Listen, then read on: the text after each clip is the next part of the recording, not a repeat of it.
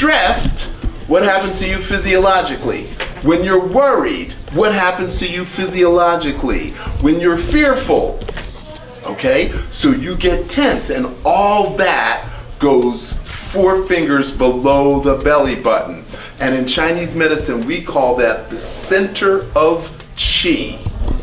And the center of qi is exactly where your uterus is. So your uterus is connected to what we call the pubococcygeal muscles. And they are a series of concentric muscles. Now, when you pee or poo, what muscle is involved in peeing and pooing? Yes. The pubococcygeal muscles. Okay, so those are the muscles that strengthen your uterus.